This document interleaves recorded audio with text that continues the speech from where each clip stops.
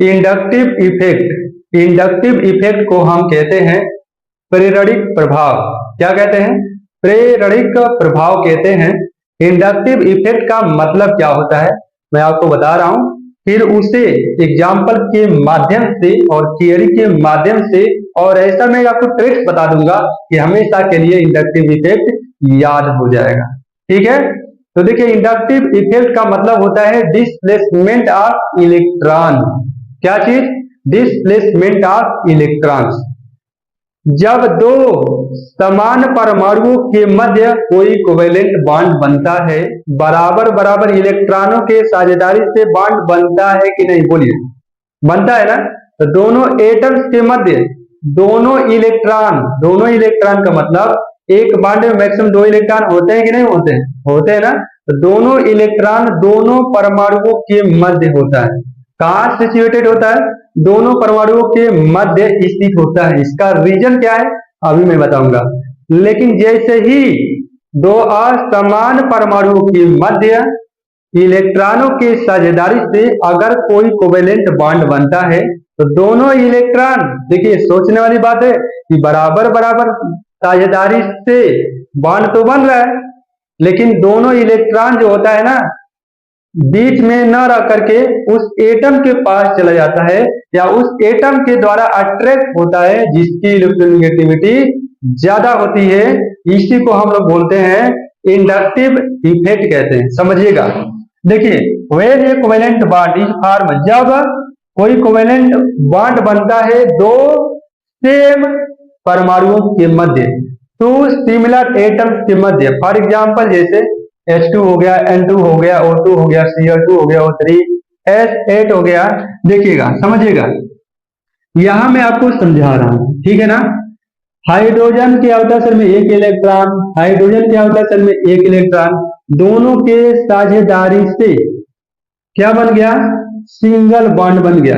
तो इस बॉन्ड में जो इलेक्ट्रॉन होता है इसी को आप बोलते हैं ना बॉन्ड पेयर ऑफ इलेक्ट्रॉन, क्योंकि बॉन्ड में 2 इलेक्ट्रॉन है तो 2 के लिए आप बोलते हैं ना पेयर, मतलब युग्मित इलेक्ट्रॉन। तो दोनों इलेक्ट्रॉन इन दोनों एटम्स के मध्य सिचुएट होता है, दोनों एटम के मध्य स्थित होता है। इसे आप क्या बोलते हैं? नॉन पोलर बोलते हैं। क्या बोलते हैं? नॉन पोलर बोलते हैं। देखिए दोनों एटम के मध्य इसलिए रहता है क्योंकि दोनों एटम क्या है? सेम है ना। अगर दोनों एटम की इलेक्ट्रोनेगेटिविटी की बात करें तो सेम है ना। चाहे कोई भी क्षमता की बात करूंगा, चाहे एनर्जी की बात करूंगा, चाहे कोई भी फैक्टर की अगर बात करूंगा, तो दोनों एटम का जो फैक्टर होगा सेम होगा कि नहीं। अगर ये इसको एक झापड़ मारेगा तो ये भी इसको क्या करेगा? एक झापड़ मारेगा।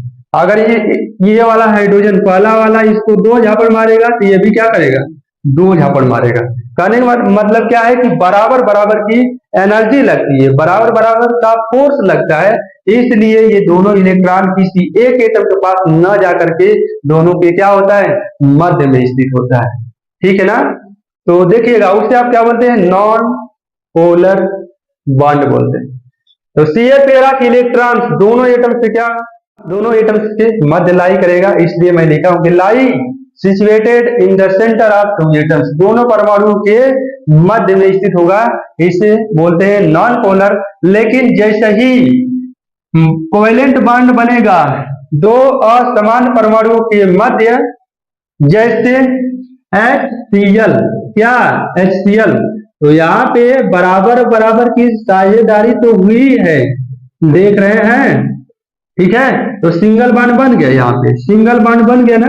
लेकिन यह इसी बॉन्ड का दोनों इलेक्ट्रॉन बीच में ना होकर के उस परमाणु के पास चला जाता है जिसकी इलेक्ट्रोनेगेटिविटी क्या होती है? ज्यादा होती है।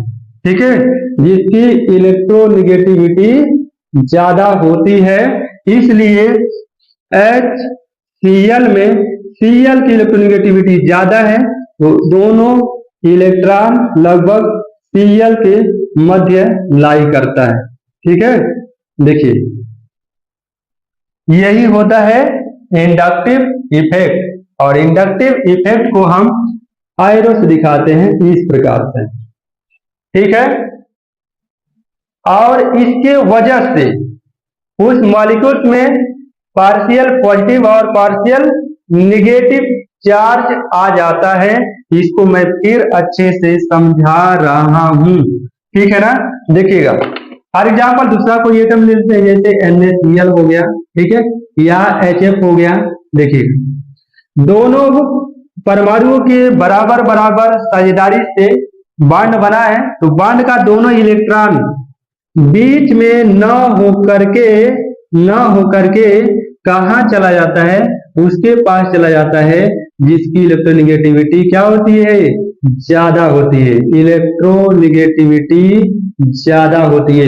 इलेक्ट्रोनिगेटिविटी का मतलब ही होता है क्या, विद्युत ऋणात्मकता, इलेक्ट्रॉनों को अपनी ओर अट्रैक्ट करने की जो क्षमता होती है, जिसके पास इलेक्ट्रॉनों को अट्रैक्ट करने की, आकर्षित करने की क्षमता ज्यादा होती है, उसे बोलते हैं इलेक्ट्रोनिगेटिविटी बोलते हैं, ठीक है। और इसी फैक्टर की वजह से पार्शियल पॉजिटिव और पार्शियल नेगेटिव चार्ज आ जाता है।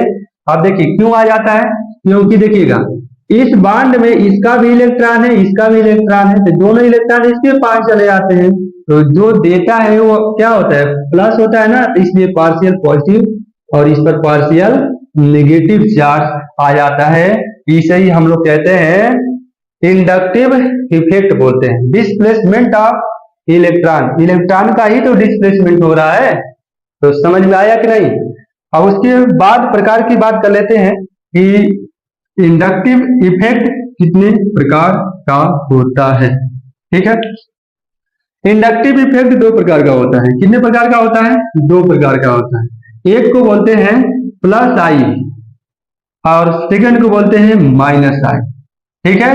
तो देखिए प्लस आई, जैसे इसको ओपन करके दिखा रहे हैं, ये सीरीज है, आपको हर एग्जाम के लिए, प्रत्येक एंट्रेंस एग्जाम के लिए काम देगा, हमेशा वर्क करेगा। यही फैक्टर है, इसी फैक्टर को लगा करके आप प्लस आई और माइनस आई को डिटरमाइन करेंगे। और किस तरीके से करेंगे समझ में आए।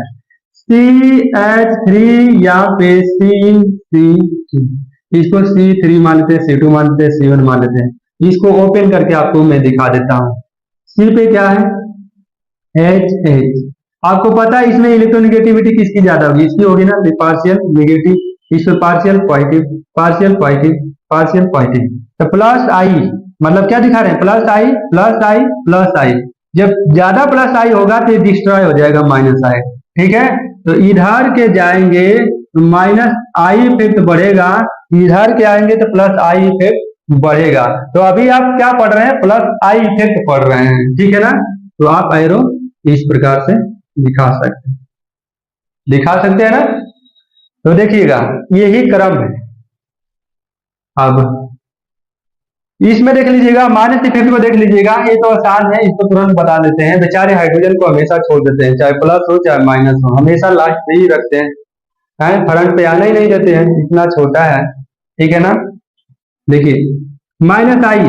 अब आप सोचेंगे अगर मैं पूछूं कि CH3NO2 और CH3 या इसमें सबसे ज्यादा माइनस आई इफेक्ट किसका होगा, माइनस आई इफेक्ट किसका होगा, तो मैक्सिमम लोग इसको जवाब देंगे, ठीक है, क्योंकि अकेला है ना भाई। इसमें क्या है, एक नाइट्रोजन है और दो ऑक्सीजन, माइनस आई माइनस आई माइनस आई दिखाएंगे तो ज्यादा हो जाएगा कि नहीं। एकता में बल होता है कि नहीं होता है, बताइए। फूट डालो राज करो, है जब एक एक लोग हो जाते हैं तो कमजोर हो जाते हैं ना। कितना आप बलवान हो, 10 लोग मिल जाएंगे, आप कितना बलवान है, अकेले हैं, कमजोर पड़ ही जाते हैं। इसलिए भले इलेक्ट्रोनिगेटिविटी इसकी ज्यादा है, लेकिन इसके कंपैरिजन में क्या है, ये छोटा ही है। तो यही क्रम में सबसे ज्यादा इसका माइनस आई होता है, उसके बाद इसका, उसके बाद इसका, उसके बाद यही क्रम है। तो ये रहा आपका इंडक्टिव इफेक्ट, ठीक है ना। इसको नोट कर लीजिएगा, नोट्स बना लीजिएगा। अगर कोई भी प्रॉब्लम आएगी तो फिर आप कमेंट के माध्यम से हमें बता सकते हैं।